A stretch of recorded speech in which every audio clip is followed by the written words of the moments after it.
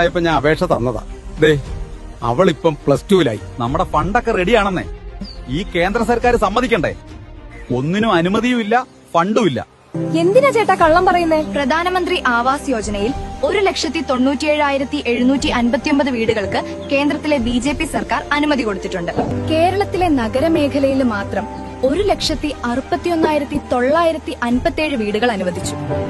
അതിൽ 1,34,121 വീടുകൾ പൂർത്തീകരിച്ചു. BJP സർക്കാർ കൃത്യമായി ഫണ്ടും തരുന്നുണ്ട്. അത് പിന്നെ എന്തേ ഉത്തരം മുട്ടിപ്പോയോ? മോദി സർക്കാർ കാശും തന്നിട്ട് നിങ്ങൾ അതിന്റെ ക്രെഡിറ്റ് അടിച്ചോണ്ട് പോയപ്പോ അവര് പറഞ്ഞു PMAY എന്ന് ലോഗോ വെക്കണമെന്ന്. കള്ളത്തരം പുറത്തു വരുമെന്നായപ്പോ നിങ്ങൾ പാവങ്ങൾക്ക് വീട് കിട്ടുന്ന ഈ പദ്ധതി തകർക്കാൻ നോക്കി. അതും കഴിഞ്ഞ് വീട് വെക്കാൻ നൽകിയ 195 കോടി രൂപ വക മാറ്റിയെന്ന് CAG കണ്ടെത്തി. ഞാൻ പോയിട്ട് പിന്നെ വരാം. നിക്ക് സഖാവേ, കഴിഞ്ഞില്ല.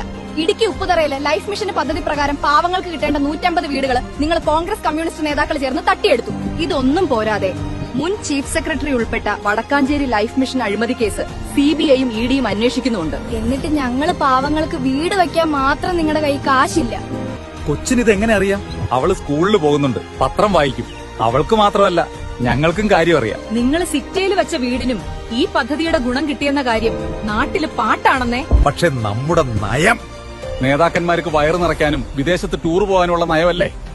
സഖാവ് ചെല്ല്, ഇവിടെ ഒരു മാറ്റം വരുമോ നോക്കട്ടെ. മാറാത്തത് ഇനി മാറും. എല്ലാവർക്കുമൊപ്പം, എല്ലാവർക്കും വേണ്ടി വികസിത കേരളത്തിനായി BJP.